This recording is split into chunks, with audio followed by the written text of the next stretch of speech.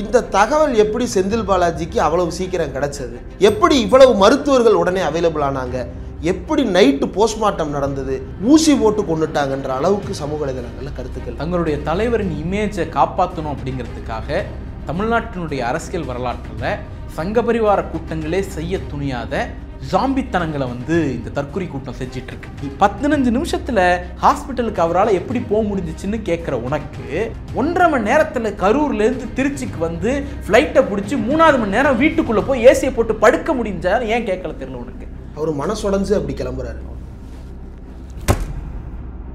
இதே ஆதவர்ஜுனா என்ன சொன்னாரு? திருப்புவனம் காவல் மரண விவகாரத்தில் சிபிஐ விசாரணை கேட்பதே 5 வருஷம் இந்த பிரச்சனையை தள்ளி போடத்தான்னாரு. நீங்க பிஜேபி கூட சரண்டர் ஆகிறதுக்காக சிபிஐ விசாரணை கேட்குறீங்களா? பிஜேபிக்கும் தாவேகாக்கும் கள்ள கூட்டணி வச்சுக்கிட்டு உங்களை காப்பாற்றுவாங்கிற நம்பிக்கையில சிபிஐ விசாரணை கேட்குறீங்களா? ஒரு பேரிடர்ல சொந்த தொண்டை செத்து கிடக்கும்போது ஊரை விட்டு ஓடி வந்தவர், தப்பிச்சு ஓடி வந்த ஒருத்தரை பார்த்து ஸ்டாண்ட் வித்துன்னு போடுறேன்னா எவ்வளவு பெரிய அயோக்கியத்தனம். அங்க இருந்த ஹியூமன் பேரியர் தான், அங்க இருந்த தொண்டர்கள் தான் ஆம்புலன்ஸை தடுத்தாங்களே தவிர சாலை தடுக்கல. சம்பவம் நடந்த பிறகு எங்களை வந்து திட்டமிட்டு சதி செஞ்சுட்டாங்க அப்படிங்கிறது உங்களுடைய தோல்வியை அரசு மீது காவல்துறையும் மீதும் மாத்தி போடுறது.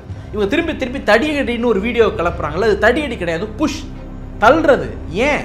இவருடைய வாகனம் உள்ள வரத்துக்கு தான் முதல் கட்டமா தள்ளுறாங்க. அவர் பேச ஆரம்பிக்கும் போதே அங்கங்க கொலாப்ஸ் ஆக ஆரம்பிச்சிடும். போதுமான அளவுக்கு காவல் அதிகாரிகள் அங்கே இருந்திருந்தா கூட்டத்தை நெறிப்படுத்தி இருக்க முடியும். இவங்க பேரிகார்டுக்கு அடங்குற கூட்டம் அல்ல. காவல்துறை சுற்றி நிற்கும் போதே, மனித சங்கிலி மாதிரி நிற்கும் போதே வாகனத்தை பார்த்துட்டு மொத்தமா அடிச்சு உடைச்சிட்டு உள்ள பூந்த வீடியோ நம்ம கிட்ட இருக்கு. பாதுகாக்க வந்த ஆம்புலன்ஸ் கூட எதிரிகளா பாக்குறாங்க. இது எடப்பாடி பழனிசாமி தொடங்கி வச்சது.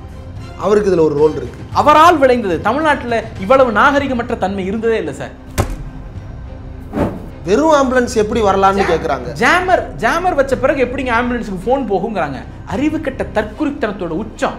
ஒரு 108 100 எமர்ஜென்சி சர்வீஸ் சிம் இல்லாமலே கூட அந்த அளவுக்கு இருக்கக்கூடிய ஒரு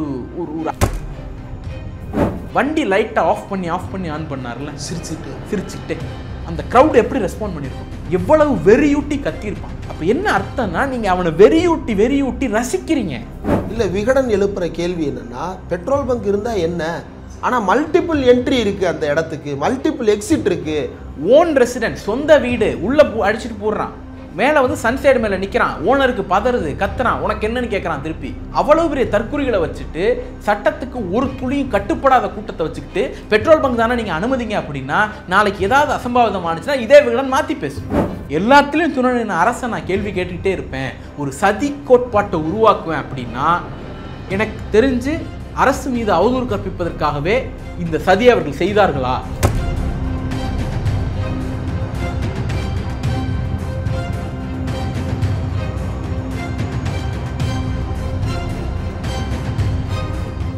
வெல்கம் டு ஆன் ரெக்கார்ட். இன்றைக்கு நம்மோடு நேர்காணலுக்காக சிறப்பு விருந்தினராக திராவிட முன்னேற்ற கழகத்திலிருந்து செய்தி தொடர்பு துணை செயலாளர், எழுத்தாளர், ஆய்வாளர் சூர்யா கிருஷ்ணமூர்த்தி அவர்கள் இணைந்திருக்கிறார்.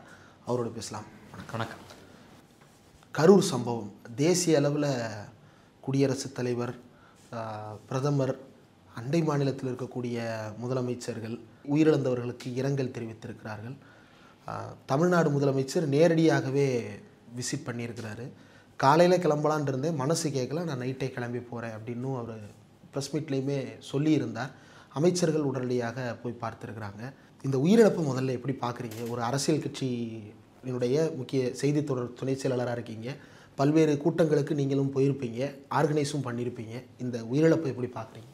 அடிப்படையில் இறந்த மக்களுக்கு இரங்கலை தெரிவிச்சுக்கணும், அது முதல்ல. இன்னொன்று, இதை சுற்றி நடக்கக்கூடிய அரசியல் அப்படிங்கிறதெல்லாம் தூக்கி ஓரமாக வச்சுட்டு இதில் இருக்கக்கூடிய டெக்னிக்காலிட்டியை பேசணும் அப்படின்னு நான் நினைக்கிறேன். முதல்ல இந்த கரூரில் நடந்த நெரிசல் மற்றும் அதை தொடர்ந்த இறப்புகளை 3 வகையில் பார்க்கணும். நிகழ்வு நடந்தபோது ஏற்பட்ட மிஸ்டேக், நிகழ்வுக்கு முன்பு நடந்த மிஸ்டேக், நிகழ்வுக்கு பின்பு நடந்த மிஸ்டேக். இந்த 3 வகையாக பார்க்கணும். முதல்ல திரு விஜய் அவர்களுடைய பிரச்சார பயணத்தில் ஒரிஜினலாக ஃபஸ்ட்டு அறிவிக்கப்பட்ட அந்த லிஸ்ட்டில் குறிப்பிட்ட தேதியில் கரூர் கிடையாது. அது வந்து திருவள்ளூரும் வட சென்னையும் தான் முதற்கட்டமாக அறிவிக்கப்பட்ட பட்டியலில் இருந்துச்சு.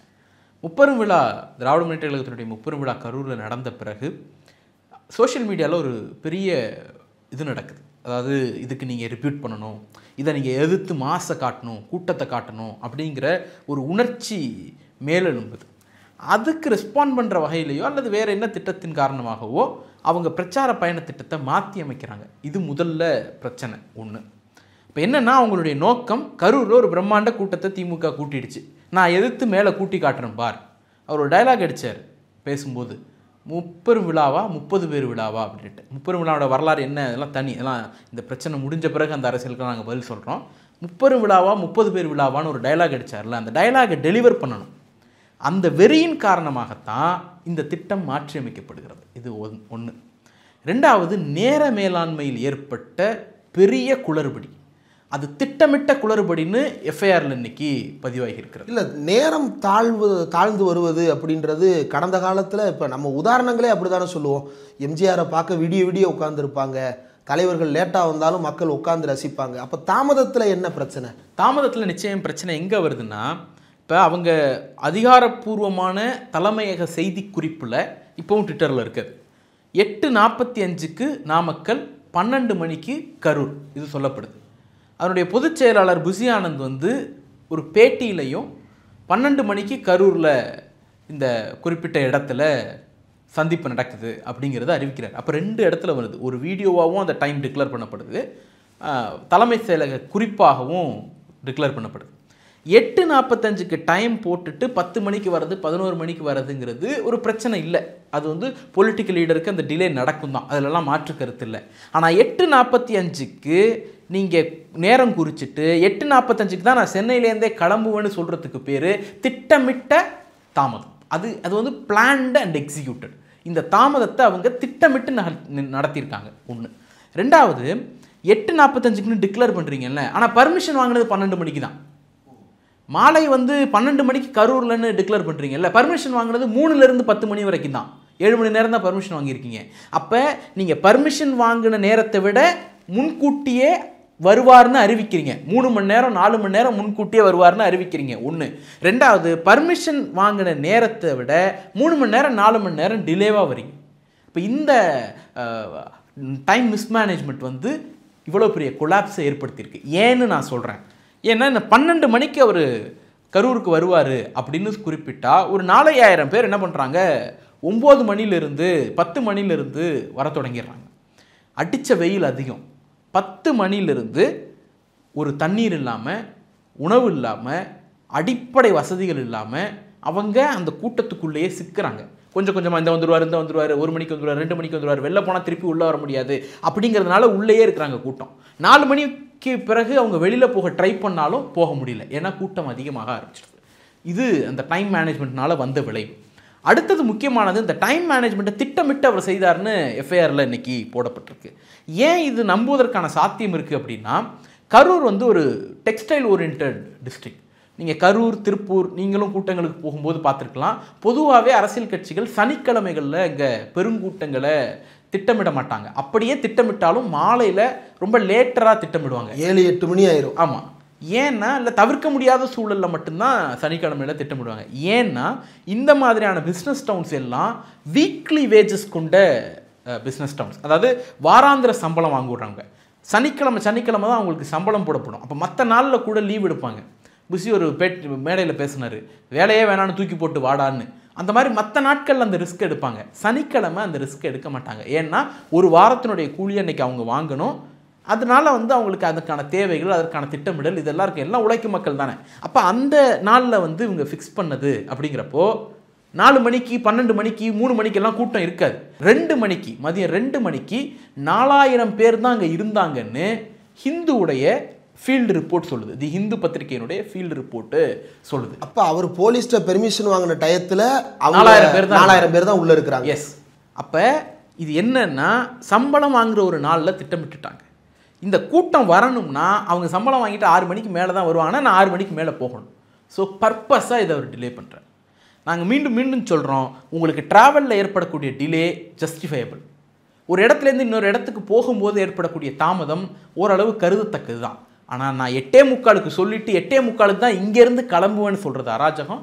12 மணிக்கு பர்மிஷன் வாங்கி வச்சுட்டு 8:45 நான் வருவேன்னு ஃபேக் ப்ராமிஸ் கொடுக்கறது ரெண்டாவது அராஜகம். இந்த ரெண்டும் தான் டைம் மேனேஜ்மெண்ட்டில் இங்கே ஏற்பட்டிருக்கக்கூடிய சிக்கல். இப்போ ஒரு கூட்டத்தை ஆர்கனைஸ் பண்ணுறதுல காவல்துறையினருடைய ரோல் என்ன? இப்போ நாங்கள் வந்து பத்திரிகையாளர் சங்கங்களின் சார்பாக கூட்டம் ஆர்கனைஸ் பண்ணும்போது நீங்கள் அனுமதி கேட்டு வந்திருக்கீங்களா அல்லது பந்தோபஸ்து கேட்டு வந்திருக்கீங்களா அப்படின்ற கேள்வி தான் முதல்ல கேட்பாங்க.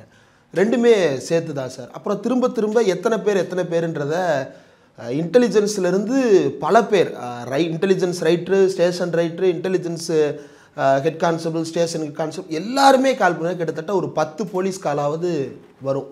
அவங்களுடைய ரோல் என்ன? ஒரு அரசியல் கட்சி கூட்டத்தில் போலீஸுடைய ரோல் என்ன? பொதுவாக அரசியல் கட்சி கூட்டங்களில் பர்மிஷன் பந்தோபஸ்து தான் போலீஸோட ரோல். நீங்கள் அந்த அடிப்படையில் பார்த்தோம் அப்படின்னா இந்த குறிப்பிட்ட இடத்த அவங்க தேர்வு பண்ணுறாங்க. ஒரு 2 இடம் செலக்ட் பண்ணி ஒரு ரவுண்டானா ஒன்று, லைட் ஹவுஸ் ரவுண்டானா, அப்புறம் உழவர் சந்தை திடல், ரெண்டுத்தையும் கொண்டு போய் கொடுக்குறாங்க. கூட்டம் நடத்தின அனுபவங்கள் இருக்கிறவங்களுக்கு தெரியும், காவல்துறைகிட்ட நாம் ஒரு இடத்த கொடுத்தோம் அப்படின்னா அந்த இடம் சாத்தியமாக ஃபீஸிபிளாக இது எல்லாத்தையும் ஆய்வு பண்ணிவிட்டு இல்லைங்க நாங்கள் ஆல்டர்னேட்டாக இந்த இடங்கள்லாம் கொடுக்குறோம் அப்படின்னு சொல்லிவிடுவாங்க. அது வந்து நமக்கு ஒத்துக்கிட்டோம்னா அதை ஏற்றுக்கிட்டு லெட்டர் கொடுக்கணும், ஒத்துக்கலைன்னா கோர்ட்டுக்கு போகணும். 2 ஆப்ஷன் தான். இப்போ நான் வள்ளூர் கோட்டத்தில் போராட்டம் பண்ணணும்னு நான் முடிவு பண்ணி நுங்கம்பாக்கம் போலீஸ் ஸ்டேஷனில் போய் ஒரு ரெக்வஸ்ட் லெட்டர் கொடுக்குறேன்னா நுங்கம்பாக்கம் போலீஸ் வந்து எனக்கு வள்ளூர் கோட்டத்தை அலாட் பண்ணி கொடுக்கணும். அப்படி அலாட் பண்ணி கொடுக்கல, நீங்கள் போய் ராஜரத்ன ஸ்டேடியத்துக்கு போங்க அப்படின்னு அவங்க சொல்லிட்டாங்க அப்படின்னா, இல்லை வந்து கலெக்டர் ஆஃபீஸ்கிட்ட போங்கன்னு சொல்லிட்டாங்கன்னா நான் ஒன்று போகிறேங்க அப்படின்னு எழுதி கொடுத்து அந்த இடத்துக்கு பெர்மிஷன் வாங்கணும். அப்படி இல்லைன்னா நான் கோர்ட்டுக்கு போய் வள்ளூர் கோட்டத்தை வாங்கணும். இது 2 ஆப்ஷன் தான். அப்போ காவல்துறை உங்களுக்கான இடத்த மறுத்துச்சுன்னு இன்றைக்கி நீங்கள் ஒரு இமேஜ் க்ரியேட் பண்ணுறீங்கல்ல, அப்படின்னா நீங்கள் ஏன் கோர்ட்டுக்கு போய் இது வாங்கலை, எனக்கு எந்த இடம் தான் வேணும் அப்படின்ட்டு? ஒன்று. 2வது, காவல்துறை தரப்பிலிருந்து தெளிவாக சொல்லப்பட்டிருக்கிறது, அவங்க கேட்ட 2 இடமும் மிக குறுகலான இடம். இப்போ உழவர் சந்தை அப்படிங்கிறது குறுகலான இடம், அதை விட இப்போ கொடுத்த இடத்த விட குறுகலான இடம். அதுக்கு வந்து மல்டிபிள் என்ட்ரி மல்டிபிள் எக்ஸிட்லாம் கிடையாது. 2வது, ரவுண்டானா. இவங்க எல்லாம் ஃபோட்டோவில் என்ன பரப்புகிறாங்கன்னா பேருந்து நிலைய ரவுண்டானாவை பரப்புகிறாங்க. இவங்க கேட்டது லைட் ஹவுஸ் ரவுண்டானா. லைட் ஹவுஸ் ரவுண்டானாங்கிறது பேருந்து நிலைய ரவுண்டானாவை விட குறுகிய பகுதி, இப்போ அனுமதி கொடுத்த இடத்தை விட குறுகிய பகுதி. இது 2வது.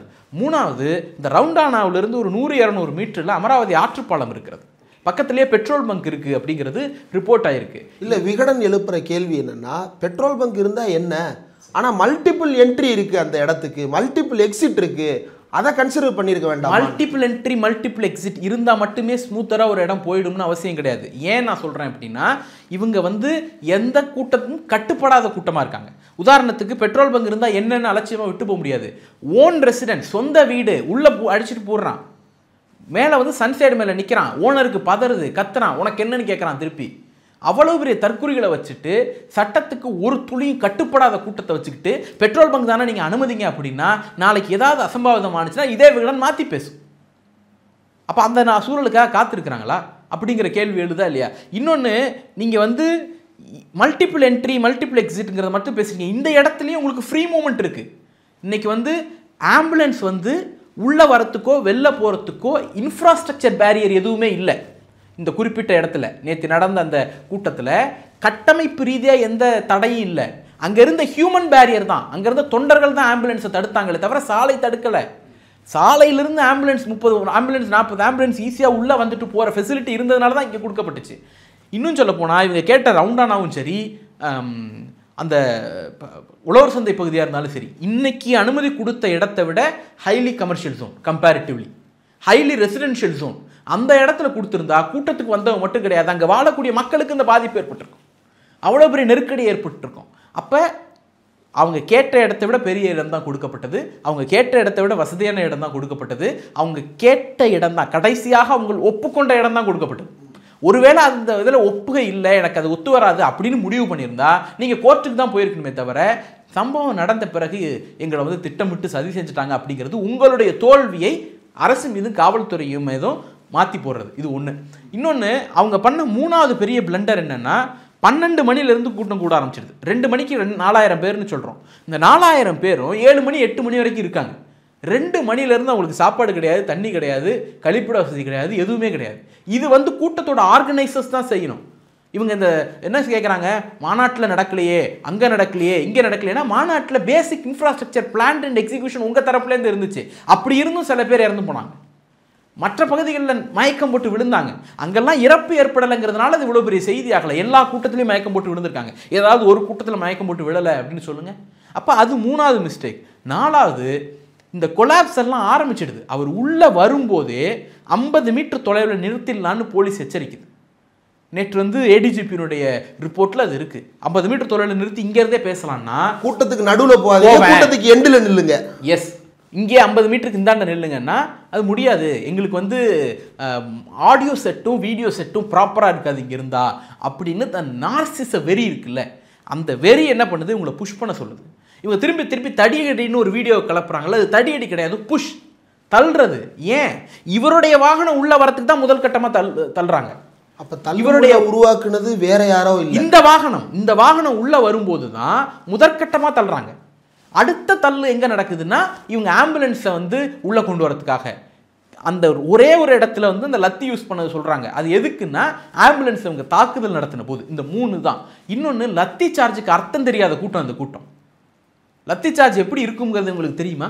லத்தி சார்ஜ் நடந்துனா அந்த இடத்துல என்ன நடந்திருக்குன்னு தெரியுமா? ஒரு தண்ணி பாட்டில் தூக்கி போட்டாலே ஸ்டாம்பேட் நடக்கக்கூடிய ஒரு இடத்துல லத்தி சார்ஜ் பண்ணாங்க அப்படின்னு சொல்கிறதுங்கிறது எவ்வளோ பெரிய அபத்தம். லத்தி சார்ஜ் பண்ணி என்னென்னலாம் நடந்துச்சுங்கிற வரலாறு தெரியும்ல. மகாமகத்தை விட்டுருவோம். நீங்கள் 2005 இதே வடசென்னை பகுதியில் வெள்ள நிவாரணம் கொடுக்குறேன் அப்படிங்கிற பேரில் 6 பேர் நெருக்கடியில் இறக்குறாங்க. நவம்பர் மாதம். டிசம்பர் மாதம் KK நகரில் 42 பேர் சாகுறாங்க 2005. இப்போ அந்த மாதிரியான இன்சிடென்ட் இது இல்லை. எந்த லத்தி சார்ஜும் இங்கே நடக்கலைங்கிறத நம்ம சேர்த்து பார்க்கணும். இல்லை, இன்னொரு முக்கியமான விஷயம், அவர் பேச ஆரம்பிக்கும் போதே அங்கங்கே கொலாப்ஸ் ஆக ஆரம்பிச்சிடுறாங்க. அதனால தான் அவர் என்ன சொல்கிறாரு, ஆம்புலன்ஸ் உள்ளே வர ஆரம்பிச்சிடுது. என்னப்பா நம்ம கொடி கட்டியிருக்கு ஒன்று, அந்த வீடியோவில் பார்த்துருக்கோம். லைவ், அவங்க லைவ் தான்.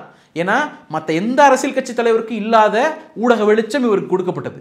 சில பத்திரிகைகள்லாம், சில ஊடகங்கள்லாம் தன்னுடைய 12 யூனிட் 15 யூனிட் அனுப்பின கூத்தெல்லாம் பார்த்தோம். தமிழ்நாட்டில் எந்த அரசியல் தலைவருக்கு 12 யூனிட் அனுப்பியிருக்கீங்க, 15 யூனிட் அனுப்பியிருக்கீங்க? இந்தியாவில் பிரதமர் வந்தாலே நீங்கள் 15 யூனிட் 12 யூனிட்லாம் அனுப்புனது கிடையாது. சிங்கிள் யூனிட் அதிகபட்சம் போனால் 3 யூனிட் 4 யூனிட் போடுவீங்க, அந்த ஏரியா பெருசாக இருக்குது அப்படிங்கிறதுனால. ஆனால் 15 யூனிட் 12 யூனிட் வரைக்கும் போட்டு கவர் பண்ணி நீங்கள் எல்லாத்தையும் லைவ் பண்ணியிருக்கீங்க. அப்போ பொய் சொல்கிறதுக்கு இதில் எதுவுமே இல்லை. அப்போ என்னென்னா, நீங்கள் அவர் என்ன பண்ணுறாரு, முதல்ல என்னப்பா ஆம்புலன்ஸ் போகணுமா போங்க ஒன்று. 2வது, அதே நக்கலா, என்ன ஆம்புலன்ஸ் வருது நக்கலா, அப்படியே உள்ளே பாரு. அப்போயாவது அவர் சுதாரிச்சிருக்கணும். சம்திங் ராங், ஏதோ நடந்திருக்கீங்க அப்படிங்கிறத அவர் சுதாரிக்க தெரியல. அவருக்கு என்னென்னா, கொடுத்த பேப்பரை எக்ஸிக்யூட் பண்ணணும். கேமரா ஆனில் இருக்குது, அவர் நடித்து முடிக்கணும். அதற்காக என்ன பண்ணுறாருன்னா ப்ரொசீட் பண்ணிகிட்டே இருக்கார். அடுத்து இவர் தண்ணி பாட்டில் இவர் தான் வீசுகிறாரு. அப்போ கூட அவர் சுதாரிக்கலை. ஏதோ அங்கே மிஸ்பிஹேவ் நடந்திருக்கு, அல்லது ஏதோ ஒரு பிரச்சனை நடந்திருக்கு, அதனால தான் தண்ணி நம்ம வீச வேண்டிய நிலைமை ஏற்பட்டுதுங்கிறதையும் அவர் உணரலை. இல்லை, நான் புரிஞ்சுக்கிறதுக்காக கேட்குறேன், கொஞ்சம் கிளாரிட்டிக்காக. நீங்களும் இது போல் வேன் பிரச்சாரத்துக்கு போயிருப்பீங்க, தேர்தல் காலத்துலேயும் சரி, தனிப்பட்ட வெவ்வேறு காலகட்டங்கள்லையும் தெருமுனை வேன் பிரச்சாரங்களுக்கு நீங்கள் போயிருப்பீங்க. கீழே என்ன நடக்குது அப்படின்றது மேலே நின்று, அதாவது கிட்டத்தட்ட ஒரு 8 அடி உயரத்தில் நிற்கிறோம். கூட இருக்கும், அது இன்னுமே கூட 10 அடி இருக்குன்னு வச்சுப்போமே. ஒரு 10 அடி உயரத்திலிருந்து பார்க்கும் பொழுது கீழே என்ன, அதாவது தன்னுடைய வாகனத்தை ஒட்டி என்ன நடக்குதுன்றது தெரியுமா தெரியாதா? அந்த இடத்துல நிச்சயமாக தெரியும் சார். குறைந்தபட்சம் வாகனத்துக்கு கீழே தெரியலனாலும் ஒரு 10வது ரோ என்ன நடக்குதுங்கிறது தெரியும். ஆனால் இவர் கேமரா ஆனில் இருக்குது, நடித்து முடிக்கணும். அவர் ஒரு பாடலை வேற பாடினார்ல, அந்த பாட்டை பாடி முடிக்கணும். அந்த வெறி தான் என்ன நடக்குதுங்கிறத கவனிக்காத தன்மையை அவருக்குள்ளே புகுத்துது. ஸோ வாட்டர் பாட்டில் வீசுறாரு. சார், நான் சொல்கிறேன், கூட்டத்தை பற்றின புரிதல் இருக்கிற எல்லாருக்கும் தெரியும், மனசாட்சியை தொட்டு பார்த்த அத்தனை பேருக்கு தெரியும், ஒரு கூட்டத்தில் ஒரு பாம்பு பூந்துருச்சுன்னு சொன்னால் முடிஞ்சு சார். சபரிமலையில் நடந்தது இல்லை, ஏதோ உள்ள அனிமல் பூந்துருச்சுன்னு சொல்லி தானே ஒரு 6-7 வருஷத்துக்கு முன்னாடி கொத்தா மக்கள் செத்து போனாங்க. ஒரு வாட்டர் பாட்டில் நீங்கள் வீசுனீங்கன்னா அதை எடுக்கிறதுக்கான அட்டம்ப்ட் இருக்குல்ல, அந்த அட்டம்ப்ட் ஒரு கொலாப்ஸ் ஏற்படுத்தும். நீங்கள் அப்போ கூட அவர் சுதாரிக்கலை. அவர் இந்த கொலாப்ஸ் நடந்ததை உணரும் போது தான் அவர் என்ன சொல்கிறாரு, டாக்டர் பிரபு சம்திங் அந்த நேமை சொல்கிறார், அவர் வர சொல்கிறார். ஆம்புலன்ஸை கூப்பிடுங்க ஜெகதீஷ்ங்கிறார். அதெல்லாம் அவர் மேலே கீழேருந்து இன்ஸ்ட்ரக்ஷன் போன பிறகு. அப்போ அவர் இருக்கும்போதே இந்த கொலாப்ஸ் நடந்துருச்சு. கொலாப்ஸ் நடந்ததை உணர்ந்து தான் பேச்சை நிறுத்திட்டு கிளம்புறாரு இல்லை. அப்போ இதுக்கு என்ன ரெஸ்பான்ஸை நீங்கள் கொடுத்தீங்க அப்படிங்கிறது இருக்குது. இதெல்லாத்தை விட முக்கியம், நேற்று டிஜிபியினுடைய ஏடிஜிபியினுடைய ரிப்போர்ட்டில் ஒரு முக்கியமான இடத்த அவங்க பாயிண்ட் பண்ணுறாங்க. அவர் நாமக்கல்லேருந்து உள்ளே வரும் பொழுது வழிநடுக மக்கள் இருக்காங்க. அப்போ அவங்களுடைய நோக்கம் என்னென்னா, பொதுவாகவே ஒரு அரசியல் தலைவர் வராங்கன்னா ஊரெல்லாம் திரண்டு வந்து பார்க்கும் அந்த வழியில் இருக்கிற கிராமங்கள்லாம். இப்போ எங்கள் ஊரில் வந்து ஜிகே முப்பனார் வீட்டுக்கு வந்து தேர்தல் பிரச்சாரத்தின் போது கலைஞரோ ஜெயலலிதாவோ வந்துட்டு டுவர்ட்ஸ் தஞ்சாவூர் போவாங்க. அப்போ ADMK DMK irrespective of political party எல்லாரும் வந்து நிற்பாங்க அந்த கேட்டில். ஏன்னா அந்த அம்மா ஒரு காரில் போகிறாங்கன்னா அந்த பச்சை சேலை தெரியும், ஐயா கலைஞர் போகிறாங்கன்னா அந்த மஞ்சள் துண்டு தெரியும், அவ்வளோதான். மற்றபடி எந்த கிளாரிட்டி இருக்காது. இன்றைக்கி இருக்கிற நவீன வாகன வசதியெல்லாம் கிடையாது சொல்கிறேன் அவங்க இருந்த காலகட்டத்தில். அப்போ அதை பார்க்குறதுக்கே ஊரே திரண்டு வரும். அப்படி இருக்கும் பொழுது இவரை பார்க்குறதுக்கும் திரண்டு வராங்க, ரெண்டு தரப்புலையும் வந்து நிற்கிறாங்க. இவர் நாமக்கல்லேருந்து உள்ளே வரும்பொழுது அந்த வண்டியினுடைய ஜன்னலை க்ளோஸ் பண்ணிவிட்டு உள்ளே போயிட்டாரு அப்படிங்கிறத அவங்க மென்ஷன் பண்ணுறாங்க. அதனால தான் வந்து அந்த வழியில் பார்க்குறதுக்காக காத்திருந்த மக்கள் எல்லாம் வண்டி பின்னால் வர ஆரம்பிச்சிட்டாங்க. ஸோ உள்ளே இருந்த கூட்டம் ஒரு பக்கம், அதுவே வந்து வெளிபிதுங்கிட்டு நிற்கிது, ஓவர்ஃப்ளோவில் இருக்குது. நீங்கள் புதுசாக இவர் கூட வரக்கூடிய கூட்டம் ஒரு ஆயிரக்கணக்கில் இருக்கும்பொழுது இது ரெண்டும் சேர்ந்து பிரச்சனையாகுது. இல்லை, எவ்வளோ பேர் உள்ளே வந்திருந்தாலும் போதுமான அளவுக்கு காவல் அதிகாரிகள் அங்கே இருந்திருந்தா கூட்டத்தை நெறிப்படுத்தி இருக்க முடியும், கூட்டத்தை கண்ட்ரோல் பண்ணியிருக்க முடியும்.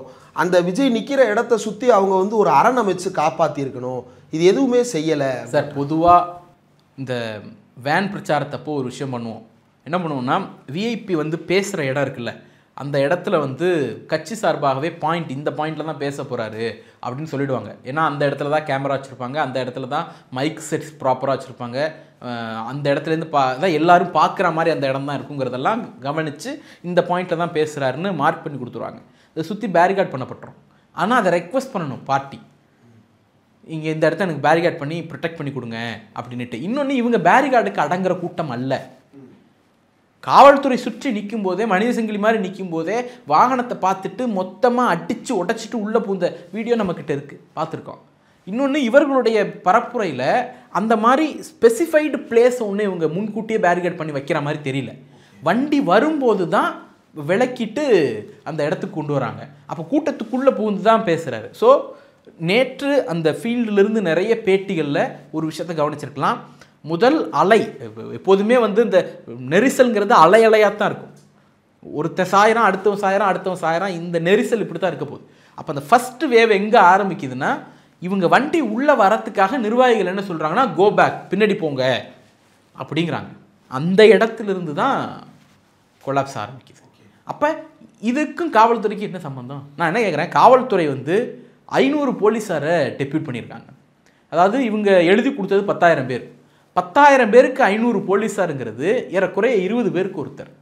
போலீஸ் ரிப்போர்ட் படி 27,000 பேர், 30,000 பேர்னு வைப்போம், 60 பேருக்கு ஒருத்தர் கணக்குப்படி. நம்ம ஒரு 500 பேர் கூட்டம் கூட்டினா 10 போலீஸ் அனுப்புவாங்க, 5 போலீஸ் அனுப்புவாங்க. இவ்வளோதான் யூஸ்வலாக நடக்கும். அப்படி இருக்கிறப்போ இவருக்கு மற்ற மாவட்டங்களில் கொடுத்ததை விட கரூரில் கொடுத்த காவல்துறை எண்ணிக்கை அதிகம், மற்ற ஊர்களை விட. திருச்சி ஹையஸ்ட். ஏன் அப்படின்னா, திருச்சியில் ஏர்போர்ட்டையும் சேர்த்து கவர் பண்ண வேண்டிய தேவை இருந்துச்சு. ஏர்போர்ட்லேருந்து ஒரு ரேலியாக வரதுனால அதையும் சேர்த்து கவர் பண்ண வேண்டிய தேவை. அந்த ஊரில் மட்டும்தான் ஏர்போர்ட் உள்ளே இருக்குது. ஆமாம், அந்த சிட்டிக்குள்ளேயே நடந்துச்சு. அப்போ அப்படி இருக்கிறப்போ எல்லா இடத்த விடவும் கூடுதல் பாதுகாப்பு ஒரு கொடுக்கப்பட்டிருக்கு. ஒன்று. ரெண்டாவது முக்கியமானது, இவங்க அதிமுக 2-3 நாளைக்கு முன்னாடி நடந்த கூட்டத்தில் 137 காவலர்கள் தான் இதே இடத்தில் இதே அளவுக்கான கூட்டத்துக்கு கொடுக்கப்படுகிறார்கள். அப்போ அங்கே ஏபிளாக கண்ட்ரோல் பண்ண முடியுதுன்னா இங்கே முடியாததுக்கு காரணம் கூட்டத்தில் ஒத்துழைப்பு இல்லாத காரணம் தான் அடிப்படை. இது அவங்களுடைய மிகப்பெரிய பிரச்சனை. இப்போ அவர் வந்து ஏற்கனவே கூட்டம், அந்த திருக்காம்புலியூர் ஜங்ஷன்லேருந்து அவர் அந்த கண்ணாடியை மூடிட்டு வந்தது 2வது கூட்டம். இங்கே இருக்கக்கூடிய காவல்துறை பத்தலை. இன்றைக்கும் இன்னும் வீடியோ இருக்குது சார், எத்தனை பேருக்கு போலீஸ் சிபிஆர் பண்ணாங்கங்கிறது இருக்குது சார், எத்தனை பேரை போலீஸ் ரெஸ்கியூ பண்ணிட்டு போனாங்க. அந்த வீடியோ எல்லாத்துலேயும் கிளியராக இருக்குது. ஒவ்வொரு பாடி எடுத்துகிட்டு போகும்போதும் ஒரு போலீஸ் அங்கே இருக்கு போகிறாங்க. அப்போ எண்ணிக்கையில் போலீஸ் மிகப்பெரிய அளவில் இருக்கிறாங்க.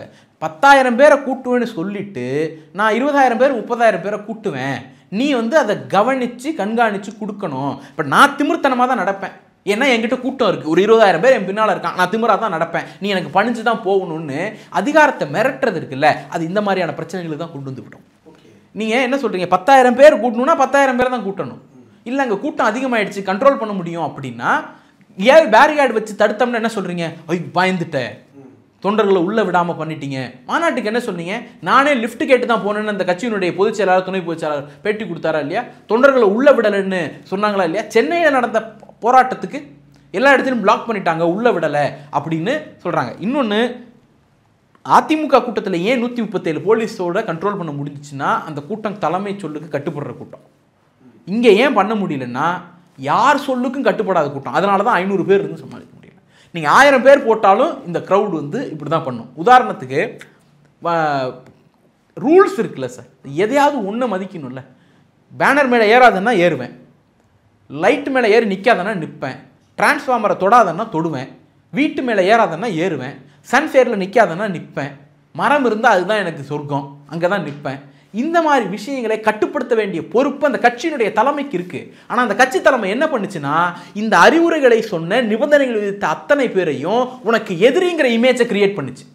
நான் சொன்னேன்ல, பிரச்சனை எப்போ என்னங்கிறத நம்ம லிஸ்ட் பண்ணோம். ஒரு 6 பிரச்சனையை லிஸ்ட் பண்ணோம். ஒன்று, அவங்க இடத்த இது பண்ணது, இப்போ திருவள்ளூர்லேருந்து கரூருக்கு இன்டென்ஷனோட ஷிஃப்ட் பண்ணது. 2வது, திட்டமிட்டு டிலே பண்ணது. 3வது, உணவு தண்ணீர் மாதிரியான அடிப்படை மருத்துவ வசதிகளே இல்லாமல் இருந்தது. 4வது, கொலாப்ஸுக்கு பிறகு அவர் பேசிக்கிட்டே இருந்தது. 5வது, 50 மீட்டருக்கு அந்தாண்ட நில்லுங்கன்னு சொல்லியும் அவர் வந்து அந்த கூட்டத்துக்குள்ளே புகுந்தது. 6வது, திருக்காம்புலியூர் ஜங்ஷன்லேருந்து அவர் தன்னுடைய வாகனத்தை ஜன்னலை மூடிட்டு உள்ளே போய் இருந்துட்டு அதுக்கப்புறம் கூட்டத்தோடு அந்த கூட்டத்துக்குள்ளே புகுந்ததுங்கிற இந்த பிரச்சனையெல்லாம் சொல்கிறோம். இதற்கு முன்னே என்ன பிரச்சனைனா அவர் கிரியேட் பண்ண இந்த மென்டாலிட்டி. இந்த இடத்துல ஒரு கேள்வி, இப்போ ஒரு கூட்டத்தை ஆர்கனைஸ் பண்ணும்போது, இப்போ நீங்கள் சென்னை மாதிரியான ஒரு மெட்ரோபாலிட்டன் சிட்டிலையும் இந்த கூட்டங்களை நீங்கள் பார்த்துருக்கீங்க, ஹேண்டில் பண்ணியிருக்கீங்க, அதில் பேசவும் செஞ்சுருக்கீங்க. ரொம்ப கடைமடையில் இருக்கக்கூடிய கிராமங்கள்லையும் நீங்கள் பேசியிருக்கீங்க, ஆர்கனைஸ் பண்ணியிருக்கீங்க. ஒரு கூட்டத்தை ஆர்கனைஸ் பண்ணும்போது எப்படி அந்த வேலைகள் நடக்கும், தொண்டர்களுக்கு என்ன சொல்லுவீங்க, அதை ஆர்கனைசிங் குரூப்னு ஒன்று இருக்குமா, அவங்களுக்கு என்ன இன்ஸ்ட்ரக்ஷன் போகும்? நான் ஒரு சில கூட்டங்கள் பார்த்துருக்கேன். இன்றைய முதலமைச்சர், அன்றைக்கு எதிர்க்கட்சி தலைவர் அவர் பேசும்போதோ அல்லது வந்து கனிமொழி மேடம் பேசும்போதோ யாரோ ஒருத்தவங்க பேசும்போது ஒருத்தர் மேலே மரத்துலையோ அல்லது இதில் ஏறிடுவார். அவர் இறங்குற வரைக்கும் பேச மாட்டாங்க, பேசி அவங்கள இறங்க வச்சுட்டு அதுக்கப்புறம் தான் கன்டினியூ பண்ணுவாங்க. ஆனால் இங்கே அது நடக்கலை. இதுக்கு முன்னாடியே இந்த ஆர்கனைசிங் ஒர்க்ஸ் அப்படின்றதுல என்ன நடக்கும், என்ன சொல்லி கூப்பிட்டு வருவீங்க சார்? அடிப்படையில் சொல்லி கூப்பிட்டு வருது அல்லது வந்தவர்களை கண்ட்ரோல் பண்ணுறது அப்படிங்கிறதுலாம் ஒரு தலைவருக்கான அடிப்படை தகுதி. அதாவது கூட்டத்தில் சலசலப்பு இருந்தாலே மாவட்ட செயலாளர் மைக்கு பிடிப்பார், அமைதியாக இரு அப்படிங்கிறதுக்கு. கூட்டத்தில் ஒரு சின்ன ஏன் மாவட்ட செயலாளர் வந்து மைக்கு? ஏன்னா அவனுக்கு அவர் தான் கோஆர்டினேட்டர், இந்த மாவட்டத்துக்கு அவர் தான் லீடர். அப்போ நீங்கள் அப்படி எந்த முகத்தையுமே காட்டலை.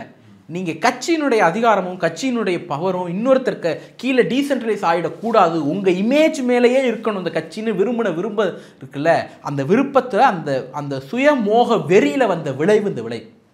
நீங்கள் கலைஞர் பேசுகிறாருன்னா பின்னால் அந்த மாவட்ட செயலாளர் இருப்பார், ஒரு துணை பொதுச் செயலாளர் இருப்பார், தலைமை கழக நிர்வாகி இருப்பாங்க. எம்ஜிஆர் பேசுகிறாருன்னா இவங்க ஆரம்பத்தில் என்ன பண்ணாங்க, அவர் திருச்சியில் பேசின ஃபோட்டோ எடுத்து எம்ஜிஆர் ஃபோட்டோவோட இது கம்பேர் பண்ணி மீம்ஸ் சுற்ற விட்டாங்க. அதில் ஒரு விஷயத்தை கவனிச்சா நல்லா தெரியும், எம்ஜிஆர் பேசும்பொழுது கூட்டம் இருக்குது, ஆனால் எம்ஜிஆருடைய வண்டியில் எம்ஜிஆருக்கு சைடில் நாவலரும் மதியழகனும் நிற்கிறாங்க, நின்றுட்டே இருப்பாங்க. இவர் நிற்கிறாரு, எம்ஜிஆர் நிற்பார், பின்னாடி நாவலரும் மதியழகனும் நிற்பாங்க. இங்கே 2 பவுன்சர் தானே நிற்கிறான், இங்கே 2 பவுன்சர் மொழி தெரியாத பவுன்சர் தான் நிற்கிறான். அப்போ நீங்கள் அந்த அடிப்படையில் பார்த்தீங்கன்னா பவுன்சர் வேலை இவரை கண்ட்ரோல் இவரை காப்பாற்றுறது, கூட்டத்தை கண்ட்ரோல் பண்ணுறது கிடையாது. ஆனால் மதியழகனுக்கும் நாவலருக்கும் கூட்டத்தை ஒருங்கமைக்கப்பட்ட வேண்டிய அந்த வேலையும் சேர்ந்து இருக்கும். அதனால் அந்த அடிப்படையில் தான் இது டிஃபரன்ஸ் ஆகுது. நீங்கள் என்னென்னா இப்போ ஒன்றும் இல்லைங்க, ஒரு கூட்டத்துக்கு முன்னாடி ஒரு தலைவரை பக்கத்தில் நிற்க வைக்கிறோம். நேற்று அந்த கரூர் மாவட்ட செயலாளர் இருப்போம், கரூர் மாவட்ட செயலாளர் சம்திங் மதியழகனோ ஏதோ ஒரு பேர் சொன்னாங்க, அவர் வந்து இவருக்கு சைடில் நின்றுருந்தாருன்னு வச்சுக்கோங்களேன், என்ன நடந்திருக்கும்? இவர் பேசுவார், குறைந்தபட்சம் அவர் வந்து என்ன நடக்குது கூட்டத்தில்ங்கிற அந்த சிக்கல்களை கவனிச்சிருக்கலாம், வாய்ப்பு இருக்குது. அப்படி இல்லைனாலும் அடுத்தடுத்த கூட்டங்களில் இப்போ மதியழகன் வந்து தலைவருக்கு ரொம்ப நெருக்கமாக இருக்காருப்பா, கூட்டத்தில் அவர் தான் இப்போ கூட நிற்கிறாரு, அவர் சொல்லி நம்ம கேட்கலன்னா நம்மளை பொறுப்புலேருந்து எடுத்துருவார்ப்பா, பொறுப்பு போட மாட்டார்ப்பா, இல்லை நம்ம அரசியல் வாழ்க்கை பிரச்சனை ஆகிடுப்பா. அந்த கட்டுப்படக்கூடிய தன்மையை தொண்டர்களுக்கு இவன் தான் உன்னை கண்ட்ரோல் பண்ணுவான்னு நீங்கள் ஒருத்தனை காட்டணும்ல, அதுக்கு என்ன முயற்சி எடுத்தீங்க இது வரைக்கும்? அப்போ நீங்கள் என்ன பண்ணீங்க, ஒரு ரசிக வெறியை தூண்டுவது மட்டும்தான் நோக்கம்ங்கிறதுல குறியாக இருந்தீங்க. அதோட விளைவு இது. இன்னொன்று, இந்த கட்டுப்பாடுகள் விதிக்கிற எல்லா ஏஜென்சியையும் எனிமிட்டியாக காட்டினீங்க, எதிரி எதிரி எதிரி அப்படின்னு காட்டினீங்க.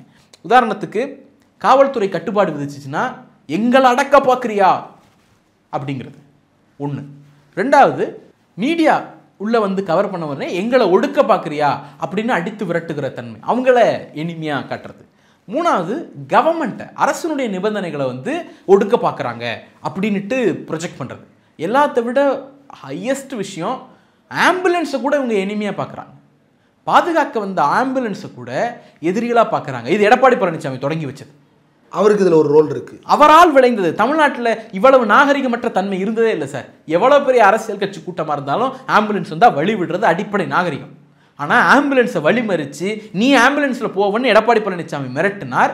திமுகவுக்கு எதிராக அவர் பேசிட்டாருன்னு நட்ட நடுநிலைகள் போலி வேஷம் போட்டுட்டு இருக்கிற அவ்வளவு பேரும் எடப்பாடிக்கு பின்னால் சப்போர்ட் பண்ணிட்டு வந்த விளைவு. அதையே விஜய் கூட்டத்தில் பேசப்பட்டது. விஜய் வந்து தன்னுடைய தொண்டர்களுக்கு ஆம்புலன்ஸை கூட எளிமையாக கட்டுறாரு. அதை நேரடியாக இல்லைன்னா நக்கலாக கேட்குறாருல, என்னப்பா போகணுமா, அது என்ன அர்த்தம்? கேள்வியே தேவையில்லை, வழி விடுங்கிறது தானே. ஒன்றும் இல்லை, நாகர்கோயிலில் இப்போ ஓரணியில் தமிழ்நாடு போன வாரம் நடந்த கூட்டத்தில் எங்களுக்கு வந்து திராவிட முன்னேற்ற கழக கூட்டத்துக்குள்ளே ஆம்புலன்ஸ் வருது. ஏன் உங்கள் கூட்டத்தில் நீங்களே ஆம்புலன்ஸ் சொல்கிறீங்க? கெடுக்கிற நோக்கமாக இருந்தால் நாங்கள் விட போகிறோம். இன்னொன்று, அப்படி வரும்பொழுது மாவட்ட செயலர் என்ன சொல்கிறார், சீட்டிங் போட்டோம்ப்பா, அந்த டைவர்ட் பண்ணுங்கிறார். இது வரைக்கும் பிரச்சனை தான். ஆனால் அந்த வார்த்தையை திருத்துவதற்கு எங்களுடைய துணை பொதுச் செயலாளர் கனிமொழி அவர்கள் அங்கே இருக்கிறாங்க. அவர் எடுத்து இல்லை சேரை ஒதுக்கிட்டு ஆம்புலன்ஸை விடுன்னு அவர் தான் சொல்கிறார். அப்போ தலைவர் வந்து கட்டுப்படுத்தக்கூடிய இடத்துல, பிரச்சனைகளை திருத்தக்கூடிய இடத்துல இருக்கணும், ஊக்கப்படுத்துகிற இடத்துல இருக்கக்கூடாது. எடப்பாடி பழனிசாமி தொடங்கி வச்சார். இன்னைக்கு என்ன கேட்குறாங்க அதிமுகவுடைய செய்தி தொடர்பாளர்கள், மயக்கம் போட்டு விழுந்ததுக்கு ஆம்புலன்ஸ் உள்ளே வந்தா ஆம்புலன்ஸ் எப்படி உள்ள வரலாம், ஸ்ட்ரெச்சர் மட்டும் தானே உள்ள வரலாம் அப்படிங்கிறாங்க. வெறும் ஆம்புலன்ஸ் எப்படி வரலாம்னு கேக்குறாங்க. ஜாமர் வச்ச பிறகு எப்படிங்க ஆம்புலன்ஸுக்கு ஃபோன் போகுங்கிறாங்க. அறிவு கட்ட தற்குறித்தனத்தோட உச்சம். ஒரு 108 100 எமர்ஜென்சி சர்வீஸ் ஃபோனை நீங்கள் வந்து 0 நெட்வொர்க் இருக்கிற இடத்துல நின்று போட்டிங்கனாலும் அது போகும், சிம் இல்லாமலே கூட போகும். அந்த அளவுக்கு இருக்கக்கூடிய ஒரு ஒரு அப்போ என்னன்னா, ஆம்புலன்ஸை பார்த்து ஒரு நெகட்டிவிட்டியை அதை எதிரியாக கட்டமைக்கிறது. இதெல்லாம் தாண்டி வெறியூட்டுறது ரொம்ப ஒரு ஒரு விஷயமா வச்சுருக்காங்க. இது ஆர்எஸ்எஸ் மாதிரியான அமைப்புகள் சில துணை அமைப்புகளை வச்சுருக்கோம். இப்போ உதாரணத்துக்கு பஜ்ரங் தள், இந்த மாதிரியான பல்வேறு அமைப்புகள். இப்போ நீங்கள் பார்த்தீங்கன்னா காதலர் தினத்தன்னைக்கு காதலர்களை அட்டாக் பண்ணுறதுக்குன்னே ஒரு அமைப்பு வச்சுருப்பாங்க. அவங்க வயலண்ட்டாக இருப்பாங்க, மிலிட்டண்ட்டாக இருப்பாங்க. மிலிட்டண்ட்டுங்கிற வார்த்தை தப்பு, அதாவது அது ஒரு டிசிப்ளின் இருக்கும். இது வந்து ரோகாக இருப்பாங்க, ரவுடித்தனம் பண்ணுறதா இருக்கும். அந்த மாதிரி வெறியூட்டக்கூடியதை இவர் விஜய் பண்ணிகிட்டே இருக்கார். அரியலூரோ பெரம்பலூரோ தெரில, வண்டி லைட்டை ஆஃப் பண்ணி ஆன் பண்ணார்ல, சிரிச்சுக்கிட்டே அந்த க்ரௌடு எப்படி ரெஸ்பாண்ட் பண்ணியிருக்கோம்? அந்த க்ரௌடோட ரியாக்ஷன் என்னவாக இருந்திருக்கும்? எவ்வளவு வெறியூட்டி கத்தியிருப்பான். அப்போ என்ன அர்த்தம்னா, நீங்கள் அவனை வெறியூட்டி ரசிக்கிறீங்க. கட்டுப்படுத்தக்கூடிய எல்லா ஏஜென்சியும் எதிரியாக காட்டுறீங்க. அதனால தான் அவன் மரத்து மேலே ஏறாதன்னு சொன்னால் ஏறுறான், பேனரை கிழிக்காதன்னா கிழிக்கிறான், கூட்டத்துக்குள்ளே பூராதன்னா பூடுறான், வீட்டு மேலே ஏறாதன்னா ஏறுறான். ஏன்னா நீங்கள் அவனை அதை ரெகுலேட் பண்ணக்கூடியவங்கள எளிமையாக காட்டுறீங்க. நீங்கள் ரொம்ப சிம்பிள். காவல்துறை உள்ளே போகும்பொழுது காவல்துறை சந்திக்கிற நெருக்கடி இருக்குல்ல, அதை ஏன் பேசவே மாட்டோம்? இந்த தொண்டர்கள் காவல்துறை எவ்வளோ அச்சுறுத்துறாங்க, எவ்வளோ நெருக்கடி கொடுக்குறாங்க, ஊடகங்களை எவ்வளோ அச்சுறுத்துறாங்க, நெருக்கடி கொடுக்குறாங்க. ஒரு பெண் காவலர் இறந்துருக்குறாங்க. ஆமாம், நீங்கள் அதெல்லாம் நீங்கள் வந்து சுத்தமாக இக்னோர் பண்ணிடுறது. இது எல்லாத்த விட முக்கியமானது, இதுவரைக்கும் நடந்த எதுலையுமே இந்த அசம்பாவிதங்களை கட்டுப்படுத்துவதற்கு எந்த முயற்சியையும் விஜய் எடுக்கலாம். நீங்கள் கட்டுப்பாடுகளை எனிமிட்டியாக காட்டிட்டீங்க. இவர் வீடியோவில் தோன்றி நண்பீஸ் இந்த மாதிரிலாம் பண்ணாதீங்க, ஒரு பொது ஒழுங்குக்கு பிரச்சனையாக இருக்குது, அது உங்களுடைய சேஃப்டிக்கு ஆபத்தானது அப்படிங்கிற ஒரு சின்ன ரெக்வெஸ்ட்டை வீடியோவில் தோன்றி இவர் சொல்லியிருந்தால் 10ல் 2 பேர் கேட்டிருக்க மாட்டான். இல்லை, நான் ஏடிஎம்கே கூட்டங்களே பார்த்துருக்கேன். திமுக ஆட்சியில் இருக்கும், ஏடிஎம்கே கூட்டம் நடத்தும், காவல்துறை எதுவும் டிஸ்டர்ப் பண்ணாங்க, அவங்களுக்கு ஒத்துழைப்பு கொடுங்க அப்படின்னு ஒரு வார்த்தை வரும். இல்லை, அதாவது காவல்துறை எப்படி நம்ம வந்து சில ரொம்ப அதீத நெருக்கடி காவல்துறை கொடுத்தா ஆட்சி நிரந்தரம் நினைக்காதீங்கிற மிரட்டல் கூட இருக்கும். அது எப்படின்னா எந்த இடத்துல வரும்னா, லீடர்ஸ் எடுப்பாங்க. இல்லை, நான் என்ன சொல்ல வரேன்னா, காவல்துறையை தொண்டர்கள் தொந்தரவு பண்ணிடாங்க கூடாது அப்படிங்கிறதுல உறுதியாக இருப்பாங்க எல்லா கட்சிக்காரங்களும். எடப்பாடி பழனிசாமியாக இருக்கட்டும், எங்களுடைய தலைவராக இருக்கட்டும், பாஜக கூட்டமாக இருக்கட்டும், காவல்துறைக்கும் தொண்டர்களுக்குமான சுமூக போக்க நீ கட்டுப்படணுங்கிறத சொல்லி வளர்க்கணும் இல்லைங்க. இவருக்கே கட்டுப்பட மாட்டாங்க. நீங்கள் பின்தொடர்ந்து வராங்க, காவல்துறை பின்தொடரக்கூடாதுன்னு ரூல்ஸ் இருக்குது, வண்டியை நிறுத்தி மைக்க எடுத்து எல்லாம் திரும்பி போ, பின்தொடராத அப்படின்னு சொல்கிறதுக்கு இவருக்கு எவ்வளோ நேரம் ஆக போகுது? வண்டி வராது, வண்டிக்கு டயர் கீழே போயிருப்பான், 3 பேர் வீடியோ இருக்குது, நிறுத்தி இப்படி வராத அப்படின்னு எச்சரித்து அனுப்புறதுல எவ்வளோ நேரம் ஆக போகுது? அப்போ என்னென்னா, அவர் இதெல்லாம் ரசிக்கிறார். இது வெறி கொண்டு பின்னால துரத்திக்கிட்டு வரதை அவர் விரும்புறாரு, ரசிக்கிறாரு. இதுதான் தன்னுடைய எழுச்சின்னு மக்கள்கிட்ட காட்ட விரும்புறாரு. தமிழ்நாட்டு மக்கள் ரொம்ப ரொம்ப ரொம்ப கிளவர். அதை நீங்கள் ரொம்ப கவனமாக பார்க்கணும். இன்னொரு முக்கியமான விஷயம், இந்த இந்த ரசிக மனப்பான்மையை, இமேஜை அவர் கீழே விட்டுறக்கூடாதுங்கிற அடிப்படையில் தான் இந்த ட்ராவல் பிளானே. வீக்கெண்டு ஏன் போகணும், டெய்லி போனால் என்ன அப்படிங்கிற கேள்வி வருதுல்ல. ஏன்னா டெய்லி போனால் மீடியா கவரேஜ் குறைஞ்சிடும், சலிச்சிடும். ரசிகர்கள் ஒரு முறை பார்த்துட்டானா ரெண்டாவது முறை பார்க்கறதுக்கு இந்த ரிஸ்க் எடுக்க மாட்டான். ஒரு பாயிண்ட்ல பார்த்தா இன்னொரு பாயிண்ட்டுக்கு வர மாட்டான். அது சில பேர் துரத்திட்டு வராங்க, அதாவது பார்க்காதவர்கள், சரியா பார்க்க முடியாதவர்கள் துரத்திட்டு வராங்க. அப்படி இருக்கும்போது ரிப்பீட்டடாக அந்த முகம் தெரிய தெரிய தெரிய அந்த ஃபேம் குறைஞ்சிடும். எலெக்ஷனுக்கு இன்னும் 6-7 மாதம் இருக்கும்பொழுது அந்த ஃபேம் குறைஞ்சிருச்சுன்னா நீங்கள் நத்திங், ஜீரோ ஆகிடுவீங்க. இது ரெண்டாவது. ஏன்னா இவர் போராடி சிறைக்கு போய் ஆர்ப்பாட்டம் பண்ணி போராட்டம் பண்ணி மக்கள் பிரச்சனையை பேசி தலைவரானவர் இல்லை. சினிமா மூலதனம், அதில் இருந்த ரசிக மூலதனம், அதை வச்சு தலைவராக இருக்கீங்க. அப்போ உங்கள் முதலுக்கு மோசம் வந்துடக்கூடாதுன்னா நீங்கள் வீக்கெண்டு தான் வரணும், சனிக்கிழமை தான் வரணும். அப்படி வந்தால் தான் அது சரியாக இருக்கும். இந்த தாட் இருக்குல்ல, அதுதான் பிரச்சனைக்குனுடைய அடிப்படை. இதெல்லாம் முன்கூட்டி நடந்தது. இந்த பிரச்சனைகளுக்கு அடுத்து களத்தில் யாரெல்லாம் காலை தூக்குறாங்களோ அவங்களுக்கு கீழே ஒருத்தர் கீழே கிடக்கிறாரு. ஒவ்வொரு கால் இருந்த இடத்துலையும் ஒருத்தர் மிதிபட்டு கீழே கிடந்திருக்கிறாரு. ஒருத்தர் மேலே 7-8 பேர் ஏறி நின்றுருக்கிறாங்க. நிற்கிறவங்களுக்கே தெரியல, கீழே நம்ம ஒரு பாடி மேலே நிற்கிறோம், ஒரு மனித உடல் மேலே நிற்கிறோம் அப்படின்ற உணர்வு தெரியல. இப்போ எடுத்துகிட்டு போகிறாங்க, ஹாஸ்பிட்டல் போகிறாங்க. இந்த தகவல் எப்படி செந்தில் பாலாஜிக்கு அவ்வளவு சீக்கிரம் கிடச்சது? சிஎம்முக்கு எப்படி இந்த தகவல் அவ்வளோ வேகம் போச்சு? அவர் எப்படி உடனடியாக செக்ரட்டரியேட்டுக்கு போய் அதிகாரிகளை சந்திக்கிறாரு? எப்படி இவ்வளவு மருத்துவர்கள் உடனே அவைலபிள் ஆனாங்க? எப்படி நைட்டு போஸ்ட்மார்ட்டம் நடந்தது? ஊசி போட்டு கொண்டுட்டாங்கன்ற அளவுக்கு சமூக வலைதளங்களில் கருத்துக்கள். தங்களுடைய தலைவரின் இமேஜை காப்பாற்றணும் அப்படிங்கிறதுக்காக தமிழ்நாட்டினுடைய அரசியல் வரலாற்றில் சங்கபரிவார கூட்டங்களே செய்ய துணியாத ஜாம்பித்தனங்களை இந்த தற்கொலை கூட்டம் செஞ்சிட்ருக்கு. சிஎம்க்கு எப்படி தகவல் தெரிஞ்சிச்சுன்னா, அவர் என்ன பனையூரில் படுத்து தூங்குறவரா? 72 வயசுலையும் ஓடி ஓடி மக்களை சந்திக்கக்கூடிய ஒரு மகத்தான தலைவர். நடக்கக்கூடிய விஷயங்களை போலீஸ் அப்டேட் பண்ணாமல் இருப்பாங்களா? அவர் என்ன ஜெயலலிதாவா செம்பரம்பாக்கம் ஏறி நிரம்பும் போது படுத்து தூங்குறதுக்கு? அவர் என்ன எடப்பாடி பழனிசாமியா துப்பாக்கி சூட்டை நடத்திட்டு நான் டிவியில் தான் பார்த்து தெரிஞ்சுக்கிட்டேன்னு நினைக்கிறதுக்கு? அப்போ இவங்க பார்த்த லீடர்ஸ்லாம் அப்படித்தான். அவர் களத்தில் இருக்கக்கூடியவர், மினிட் டு மினிட் எல்லா விஷயத்தையும் அப்டேட்டாக வச்சிருக்கக்கூடியவர். 2 மணி வரைக்கும் நான் கரண்ட் அஃபேர்ஸ் பார்த்துட்டு இருக்கேன். அப்படி இருக்கக்கூடிய ஒரு தலைவரை நீங்கள் எப்படி தெரிஞ்சிச்சுன்னு கேட்குறது அபத்தத்தோட உச்சம், அநியாயத்தோட உச்சம். செந்தில் பாலாஜி எப்படி போனார் அப்படிங்கிறது இருக்குது. இன்னொன்று 2-3 பேர் செந்தில் பாலாஜி அவர்கள் கூட எடுத்துக்கிட்ட ஃபோட்டோ கூட்டத்துக்குள்ளே இருந்தாங்கங்கிறதெல்லாம் பரப்பிட்டு இருக்காங்க. அவங்களுக்கு கரூர் அரசியலும் தெரியல, தமிழ்நாட்டு அரசியலும் தெரியல, செந்தில் பாலாஜி அவர்களை பற்றி தெரியல. அவர் one of the most ground man, களத்தில் எந்நேரமும் இருக்கக்கூடியவர். நைட்டு நீங்கள் 1 மணி 2 மணிக்கு கூட நீங்கள் அவரை ஈஸியாக அப்ரோச் பண்ணிடலாம். என்னோடய அனுபவத்தில் சொல்கிறேன். நீங்கள் ஒரு 1 மணிக்கு ஒரு தேவைன்னு ஃபோன் அடிச்சிங்கன்னா கூட அடுத்த 10 நிமிஷத்தில் அதை செய்து கொடுக்கக்கூடிய ஒருத்தர். நான் ஒரு முகஸ்துதிக்கு அப்படியெல்லாம் சொல்லலை, நான் நேரில் அனுபவப்பட்டதுலேருந்து சொல்கிறேன். இன்னொன்று, கரூரில் இருக்கக்கூடிய அந்த டவுனுக்குள்ளே அவர் இருந்தார்னா 10லேருந்து 15 நிமிஷத்தில் எங்கே வேணாலும் போயிட முடியும்ல. அப்படி போகிறாரு. அவர் என்ன மக்கள் குறித்த அக்கறையற்றவரா? கரூரை தன்னுடைய சொந்த நிலமாக ப்ரைடாக நினைக்கக்கூடிய ஒருத்தர், கரூரில் ஒரு அசம்பாவிதம் நடக்குதுன்னா அதுக்கு தான் போய் துணை நிற்கணும், அதிலிருந்து மீட்கிறதுக்கு அப்படிங்கிற உணர்ச்சி சாதாரண பொலிட்டிஷியன் எல்லாருக்கும் இருக்கும் சார். கிரவுண்ட்லேயே நிற்கக்கூடிய அவருக்கு கூடுதலாகவே இருக்கும். அப்போ அந்த அடிப்படையில் போகிறாரு. இவ்வளோ கேட்குறீல்ல, நீ எப்படி போனேன்னு கேட்குறீல்ல. விஜயபாஸ்கரும் போனார்ல, அதிமுகவுடைய முன்னாள் அமைச்சர் விஜயபாஸ்கரும் போனார்ல, OS முனியன் கூட இருந்தாருன்னு நினைக்கிறேன். அது அப்புறம் லேட்டர். விஜயபாஸ்கர் போனது ஏன்னு யாராவது ஒரு தற்கொலை கேட்டாங்க? அப்போ அவங்களும் ஏடிஎம்கே சேர்ந்து சதி பண்ணாங்கன்னு சொல்லுங்க. அப்போ இந்த சதி இவங்க எல்லாம் படத்தை பார்த்து பார்த்து நிஜ வாழ்க்கையும் படமாகவே கற்பனை பண்ணி வாழக்கூடிய ஒரு சாடிஸ்டுகளாக இருக்கிறாங்க. அதனால தான் அந்த ஊர் எம்எல்ஏ சார் செந்தில் பாலாஜி அவர்கள் ஓடுறாரு. 15 நிமிஷத்தில் ஹாஸ்பிட்டலுக்கு அவரால் எப்படி போக முடிஞ்சிச்சுன்னு கேட்குற உனக்கு 1.5 மணி நேரத்தில் கரூர்லேருந்து திருச்சிக்கு ஃப்ளைட்டை பிடிச்சி 3வது மணி நேரம் வீட்டுக்குள்ளே போய் ஏசியை போட்டு படுக்க முடிஞ்சாலும் ஏன் கேட்கல தெரியல உனக்கு? அவர் மனசு உடஞ்சு அப்படி கிளம்புறாரு. உங்களுக்கு மட்டும்தான் மனசு உடையுமா? ஒரு இரங்கல் தெரிவிக்க வகை இல்லை. ஓடுறீங்க, கூட்டத்தை பார்த்து ஓடுறீங்க, கொலாப்ஸை பார்த்து 5 நடுங்கி ஓடுறீங்க, பயந்து ஓடுறீங்க. அப்படி இருக்கக்கூடிய ஒருத்தர் தலைவர்னு சொல்லிக்கிறதுக்கான தகுதி இருக்கா? முதல்ல அடிப்படையில் ஒன்றும் கிடையாது. நீங்கள் கேள்வி கேட்குறீங்க, செந்தில் பாலாஜி அவர்கள் எப்படி வந்தார்? அவர் தலைவருங்க, அந்த ஊரோட தலைவருங்க. அங்கே ஒரு பிரச்சனை, சுகம், துக்கம் எல்லாத்துக்கும் கூட நின்ற மனுஷன். அதனால் வரார். இவர் அன்பிலண்ண அழுததை வந்து குழந்தைகளோட இருக்கிறவர். சாதாரண பேட்டி எடுத்து பார்த்தீங்கன்னா நார்மலாக ஒரு பேட்டிலேயே ஸ்கூல் பசங்களை அட்ரஸ் பண்ணும்போது எங்கள் பிள்ளைங்க அப்படி பாரு, அவங்க அப்பா அம்மாவுக்கு ஈக்குவலாக எங்கள் புள்ள அப்படின்னு அவர் சொல்லக்கூடிய இயல்பான மனிதர். அவர் போய் 4 பச்சை புள்ள செத்து கிடக்கிறத பார்த்து அழுகை. நடிப்பு நாடகமெல்லாம் உங்கள் தலைவரோட தொழில்.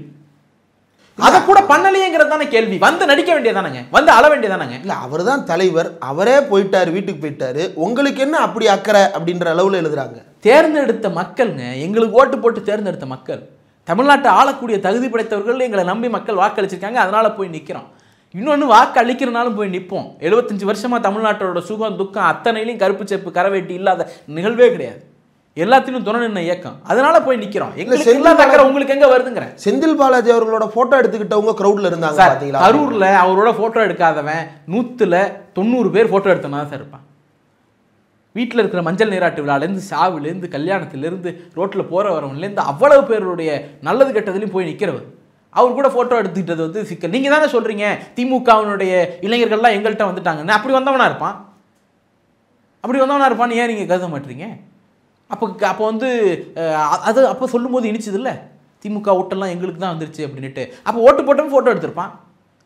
நீங்கள் அதெல்லாம் தாண்டி நடந்தது உங்களுடைய ரசிக வெறியினாலையும் உங்களுடைய இமேஜ் மீதான வெறினாலையும் நீங்கள் வெறியூட்டிய கூட்டத்தினாலையும் 41 பேர் செத்து போயிருக்கான்.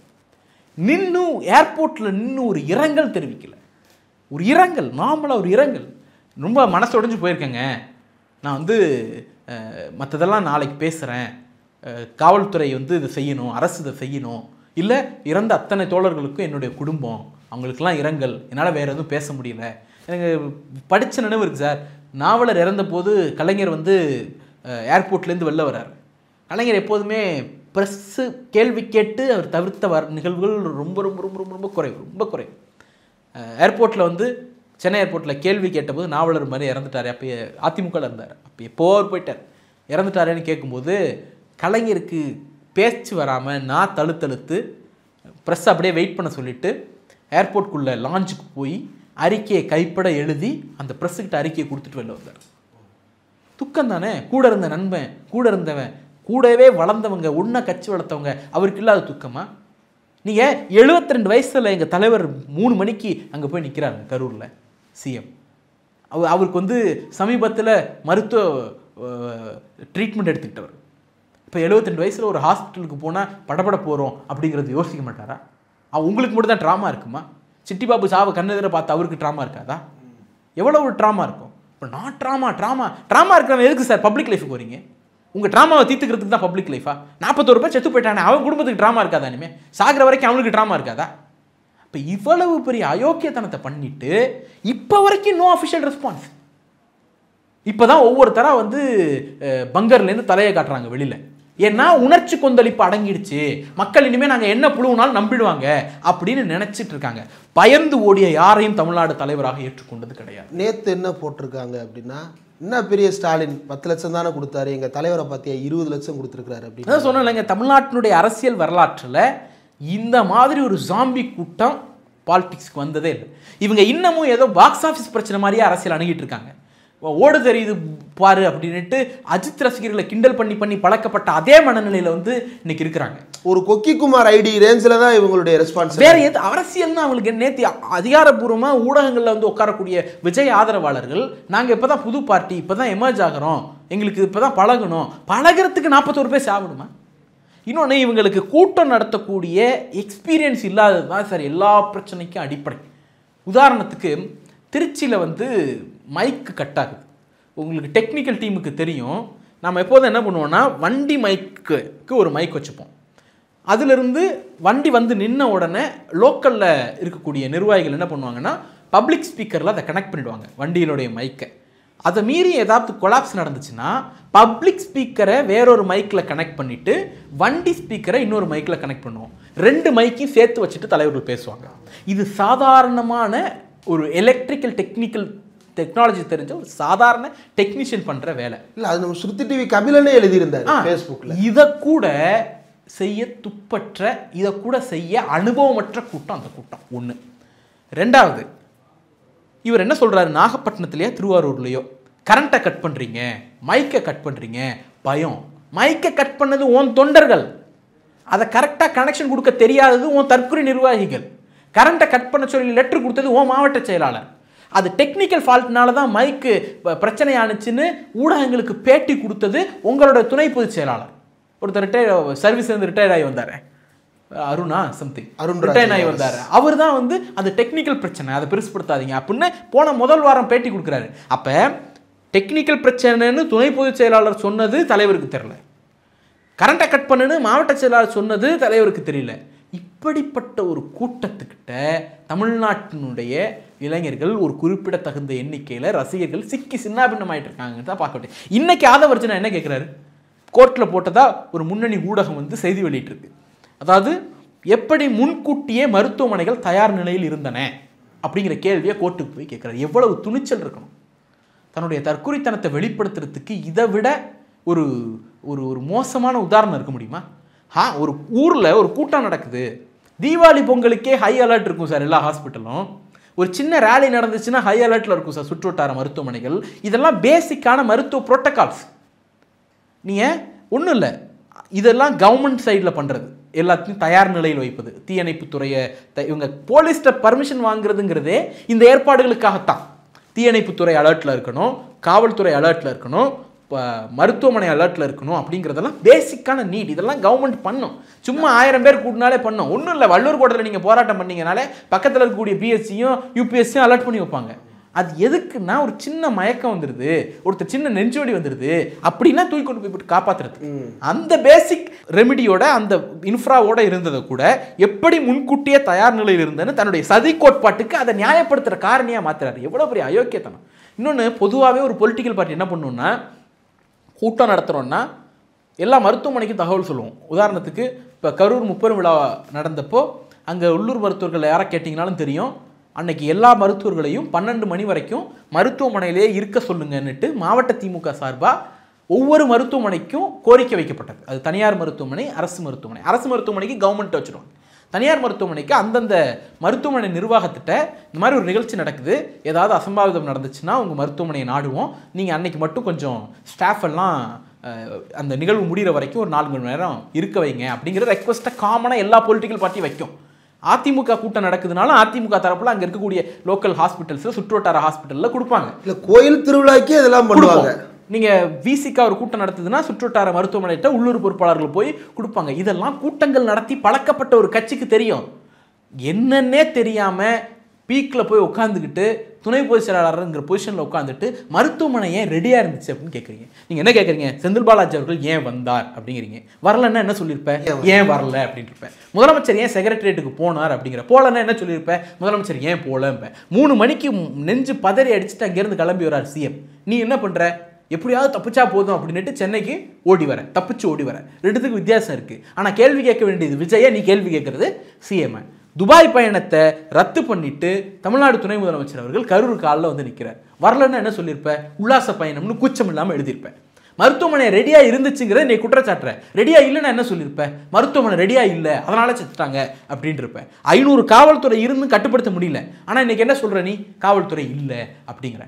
இதில் ஒரு உத்தமர், உலக உத்தமர், முன்னாள் ஐபிஎஸ் அதிகாரி வேற, அவர் வந்து அங்கேருந்து 100 போலீஸ் கூட இல்லாமல் அவர் இலங்கையிலேருந்து பைனாகுலர் வச்சு பார்த்தாரு. 100 போலீஸ் கூட இல்லை. 30,000 பேர் கொண்ட க்ரௌடில் ஒரு 500 போலீஸை தேடுறாங்களே, அதுவே எனக்கு ரொம்ப ஆச்சரியமா இல்லை. அதான் அது எவ்வளவு அரசியல் உள்நோக்கத்தோடு இந்த பிரச்சனையை அவர்கள் அணுகுகிறார்கள்ங்கிறதுக்கு பெஸ்ட் எக்ஸாம்பிள் அது. நீங்கள் வந்து இவ்வளவு பிரச்சனைக்கும் காரணமான ஒருத்தரை வந்து நீங்கள் கேள்வியே கேட்க மாட்டீங்க. எல்லாத்துலேயும் துணை அரசை நான் கேள்வி கேட்டுக்கிட்டே இருப்பேன், ஒரு சதி கோட்பாட்டை உருவாக்குவேன் அப்படின்னா எனக்கு தெரிஞ்சு அரசு மீது அவதூறு கற்பிப்பதற்காகவே இந்த சதியை அவர்கள் செய்தார்களா அப்படிங்கிற கேள்வி எங்களுக்கு எழுமாடாதான். அந்த இப்போ நீ வந்து கட்சி சார் இன்ஃப்ராஸ்ட்ரக்சரே இல்லாத கட்சியை ஒடுக்கிறதுக்கு ஏங்க ஒரு பொலிட்டிக்கல் பார்ட்டி இவ்வளோ ரிஸ்க் எடுக்கணும்? பல மாவட்டங்களுக்கு மாவட்ட செயலாளர் போடாத கட்சி, ஒரு மைக் செட்டு கட்ட தெரியாத கட்சிக்கு நாங்கள் பயப்படுறோமா? அப்படி இருக்கிறப்போ இவர் பேசுறது பூரா எங்களுக்கு அட்வான்டேஜ் தான். போய் ஈரநில காடுகள் இல்லைன்னாரு, எவ்வளோ பண்ணியிருக்கோம்னு முறையாக சொன்னால் அப்போ தான் திமுகவின் செய்தி தொடர்பாளருக்கே தெரியுது இவ்வளோ செஞ்சுருக்கோமா அப்படின்ட்டு. நேற்று வந்து இவர் சுப்ராயன் அவர்களுக்கு மணிமண்டபம் இல்லை, அப்படி நினைவாலயம் கட்டுவீங்கன்னு சொன்னீங்களே, 406 சொன்னீங்களே அப்படிங்கிறாரு. உண்மையிலேயே சிஎம் அறிவிப்பு வெளியிட்டது தெரியும், அடிக்கல் நாட்டினது தெரியாது. அவர் சொன்ன பிறகு தான் அடிக்கல் நாட்டி கட்டடம் கட்டி முடிக்கிற நிலைமையில் இருக்குங்கிறது தெரியும். அப்போ உண்மையிலேயே எங்களுக்கு அவர் ஒரு ப்ரொபகேண்டா மிஷினாக தான் செயல்பட்டு இருக்கார். அப்படி இருக்கும்போது நாங்கள் ஏன் இவ்வளோ பெரிய சதி செய்யணும்? திராவிட முன்னேற்ற கழக அரசுக்கு எதிராக அவதூறு கற்பிக்கணுங்கிறதுக்காக திட்டமிட்டு அவர்கள் இந்த சதியை செய்தார்களாங்கிற கோணத்தில் நாம ஏன் யோசிக்கக்கூடாது? அதனால தான் நீங்கள் தானே கோர்ட்டுக்கு ஓடுறீங்க. இன்னைக்கு என்ன சொல்கிறீங்க? சிபிஐ வேணுங்கிறீங்க. இதே ஆதவ அர்ஜுனா என்ன சொன்னார்? திருப்புவனம் காவல் மரண விவகாரத்தில் சிபிஐ விசாரணை கேட்பதே 5 வருஷம் இந்த பிரச்சனையை தள்ளி போடத்தான்னாரு. நீங்கள் பிஜேபி கூட சரண்டர் ஆகிறதுக்காக சிபிஐ விசாரணை கேட்குறீங்களா? பிஜேபிக்கும் தாவேகாக்கும் கள்ள கூட்டணி வச்சுக்கிட்டு உங்களை காப்பாற்றுவாங்கிற நம்பிக்கையோட சிபிஐ விசாரணை கேட்குறீங்களா? 41 பேர் நாங்கள் கூட்டம் நடத்தி எங்களுடைய நாசிச வெறியில் கொண்டு போட்டோம், எப்படியா காப்பாற்றுங்க அப்படின்னு போய் காலில் விழுந்துட்டீங்களா? பிஜேபி காப்பாற்றுறேன்னு சொன்னதுனால இன்னைக்கு சிபிஐ விசாரணை கேட்குறீங்களா? பிஜேபியிலேருந்து அஃபிஷியல் ஸ்டாண்ட் என்ன? அண்ணாமலை என்ன சொல்கிறாரு? அவர் மேலே தப்பு இல்லைங்க அப்படிதான் சொல்கிறாரு. அவர் எவ்வளவு கஷ்டப்பட்டிருப்பார். இது எல்லாத்தையோட உச்சபட்ச கொடூரம். நீங்கள் ஸ்டாண்ட் வித் விஜய் சார், கூச்சமே இருக்காது உங்களுக்கு. ஒரு பேரிடரில் சொந்த தொண்டை செத்து கிடக்கும்போது ஊரை விட்டு ஓடி வந்தவர், தப்பிச்சு ஓடி வந்த ஒருத்தரை பார்த்து ஸ்டாண்ட் வித்துன்னு போடுறேன்னா எவ்வளோ பெரிய அயோக்கியத்தனம் இருக்கான். தமிழ்நாட்டு அரசியல் வரலாற்றில் மிகப்பெரிய ஜாம்பி கூட்டமாக இவர்கள் வளர்ந்து இருக்கிறார்கள். இவர்கள் வெறும் தற்குறிகள் மட்டும் கிடையாது, சாடிச சைக்கோக்களாக வளர்ந்திருக்கிறார்கள். நிறைய விஷயங்கள் தாவேகா தரப்பிலிருந்து வைக்கப்பட்ட கேள்விகளுக்கும் பதில் கிடைத்திருக்கிறது. அதே போல் ஒரு கூட்டம் எப்படி நடக்கும், அதற்கு பின்னாடி எவ்வளோ உழைப்பு தேவைப்படுது, அதற்கு பிறகு என்னென்ன தேவைப்படுகிறது அப்படின்னு பல விஷயங்களும் பகிர்ந்திருக்கீங்க. இவ்வளோ நேரம் ஒதுக்கி இந்த நேர்காணல் தந்ததற்கு மிக்க நன்றி.